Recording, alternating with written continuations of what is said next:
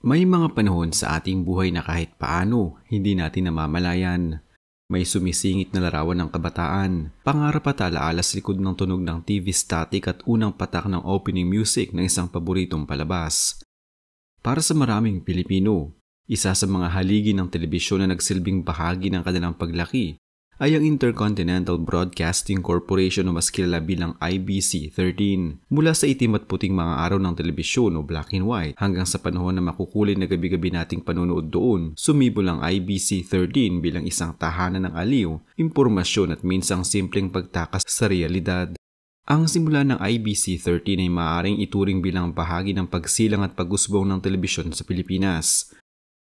Noong 1 ng Oktubre 1959, sa ilalim ng pangalang Inter-Island Broadcasting Corporation o IIBC, ginawa ang unang test ng broadcast. Opisyal namang nagsimulang mag-ere ang kanilang flagship na DZTV Channel 13 noong Marso 1, 1960, bandang 6:30 ng gabi. Sa panahong iyon, kakaunti pa lang ang TV station sa bansa, kaya ang pagdating ng Channel 13 ay isang mahalagang karagdagan.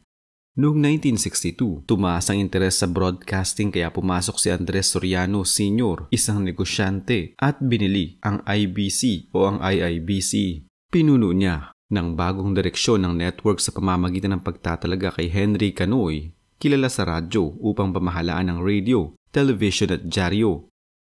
Sa pamumuno nila, nagsimulang bumuo ang IBC ng mga programa na may news reporting, live broadcasts, talk shows at iba pa, isang malaking hakbang para sa media growth noon. Ngunit dumating ang malaking pagbabago noong 1972, nagdeklara ng martial law ang pamahalaan ni dating Pangulong Ferdinand Marcos Sr. at may Letter of Instruction No. 1 na nag-utos isara ang lahat ng radio at TV networks. Hindi naglaon, pinayagang muling umere ang ilang stasyon, kabilang ang IBC-13. Ngunit dahil sa mga bagong batas na nagre-require ng media na maging 100% Pilipino, kinailangan ng Sorianos na ibenta ang IBC. Kaya noong 1 ng Pebrero 1975, inilipat ang pagmamay-ari kay Roberto S. Benedicto at doon nagsimulang gamitin ang pangalang Intercontinental Broadcasting Corporation na kilala natin bilang IBC-13. Pagkaraan nito, noong 1977, inilipat sa kanilang bagong headquarters sa Broadcast City sa Capitol Hills, Quezon City. Doon umusbong ang network at naging makabansa sa radyo at telebisyon sa buong bansa. Sa madaling salita, mula sa simpleng test broadcast noong 1959 at unang airing noong 1960, naging bahagi ang IBC ng lumalawak na mundo ng telebisyon sa Pilipinas. Duman sa pagbabago ng pagmamay-ari at sa kasaysayan ng bansa, naging saksa ito ng pag-usbong, pagmamanipula at pagbabagong pampulitika. Hindi naging pangkaraniwan ng IBC-13 sa ilalim ng pamamahala ni Benedicto at ng kanyang grupo. Unti-unting humugot ng tukso ang masa para sa kanilang mga palabas. Noong mga dekada 70 at 80, naging tanyag ang IBC sa mga palabas na tumawid sa maraming henerasyon, mga comedy at variety shows tulad ng School Bukol, Chicks to Chicks, Ekasi Babae at Going Bananas. Mga variety at musical shows kagaya na lamang ng The Sharon Cuneta Show na naging bahagi ng gabi-gabing panonood ng maraming pamilyang Pilipino. Bukod sa mga ito, pati na rin foreign shows, pelikula at mga imported na palabas dahil noong umpisa ay maraming ganito ang pinalalabas upang makuha ang interes ng madla.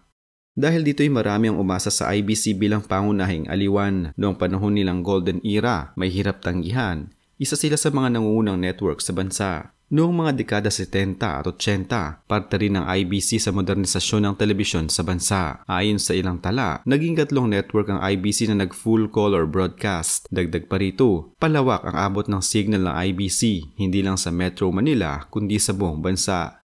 Ang tagumpay ng IBC-13 noon ay may sariling timpla. Hindi lang dahil sa mga sikat na palabas kundi dahil nabigyang buhay ang ideya na may masa na telebisyon. Para sa pangkaraniwang Pilipino, hindi lang para sa may kayang bumili ng cable o satellite. Maraming kalye, baryo at munting pamayanan ang nakikipagtipon-tipon tuwing gabi para sa isang palabas sa IBC. Ngunit gaya ng maraming malalaking kwento, may sumunod na pagsubok. Noong 1986, nagbago ang political at social landscape ng Pilipinas. Naganap ang EDSA People Power Revolution kasama sa mga naging aksyon ng bagong pamahalaan ang pagseserbisyo ng mga asset na iniuugnay sa dating administrasyon. Isa na rito ang IBC-13. Mula 2 ng Marso 1986, lahat ng stocks at assets ng IBC ay isinailalim sa Presidential Commission on Good Government o PCGG. Kalaunan, sa ilalim ng isang compromise agreement noong 1992, naging 100% pag-aari ng gobyerno ang IBC. Bagamat pagmamayari ng Estado, sinabi na tatakbo ito parang pribadong korporasyon na umaasa sa sariling kita at hindi nakadepende sa regular na pondo ng gobyerno. Hindi nagtagal, sumulpot ang mga ulat ng anomalya sa loob ng IBC. Ayon sa isang investigasyon sa mga taong 1986 hanggang 1989, natuklasan ng mga malalaking problema, panloloob na pagnanakaw, maling paggamit ng pondo, overpricing at iba pang ilegalidad. Halimbawa, may mga forged certificates of performance o CPs, may mga hindi na-ideklarang koleksyon mula sa advertising, may illegal leasing ng broadcast facilities at kagamitan para sa friendly clients, may mga labis na singil na in-house productions at mga abusadong overtime charges para sa ilang empleyado. Ayon sa dating presidente ng IBC na si Gil B. Balaguer, ang nasabing anomalya ay nagdulot ng pagkawala ng mahigit 100 milyong piso para sa network. Hindi lang iyon, sa paglipas ng mga taon, unti-unti ring bumaba ang audience share. Noong 2016, batay sa pagsukat ng audience, ang IBC13 ay may humigit kumulang lamang 0.15% share sa urban TV audience. Habang lumiliit ang kita, lumalaki ang problema. Noong 2010, inirekomenda ng pamunuan ng gobyerno ang privatization ng IBC13. May mga nagtutulak na professionalisahin ang pamamahala upang ma-revive ang dating sigla ng network. Hindi naman tuluyang nawala ang IBC13 sa formal na pamamahala. Bagkus, nagbago ang kanyang posisyon at struktura. Ngunit sa mata ng masa at sa karaniwang manonood, tila napalitan ito ng mga ibang network dahil sa matinding problema sa pananalapi, malawakang pagbabago sa industriya ng telebisyon at pagsulpot ng mas malakas na kompetisyon, naging mahirap para sa IBC na makipagsabayan. Ayon sa mga ulat, may mga pagkakataon na ang unyon ng manggagawa ng IBC13 ay nagreklamo ng mismanagement, utang sa benepisyo at kakulangan ng pondo para sa operasyon. Sa madaling salita, unti-unti nang bumagsak ang IBC mula sa dating network na paborito ng masa hanggang sa maging marginal, halos wala nang tanawing pag-asa. Habang lumalala ang problema sa IBC, isang bagay ang hindi kumikibo, ang pagbabago ng panlasa at paraan ng panonood ng mga Pilipino. Lumawak ang cable TV, satellite, video rentals at kalaunan, digital at online streaming. Maraming palabas na noon ay eksklusibo sa IBC ang lumipat o kaya ay natigil dahil sa kakulangan ng pondo, marketing o interes. At sa paglipas ng dekada, maraming kabataan at pamilyang mas bumaling sa ibang uso. Ang resulta, isang network na dati makapangyarihan, ngayon parang anino na ng nakaraan. May logo pa, may signal pa, pero kulang sa sigla. Hindi tuluyang nabura ang pangalan ng IBC pero nagbago ang kalagayan nito. Hanggang ngayon, pag-aari pa rin ng IBC ng gobyerno sa ilalim ng Presidential Communications Office o PCO. Noong 2023, inaprubahan ng mababang kapulungan ng Kongreso ang renewal ng 25 years na prangkisa para sa IBC13.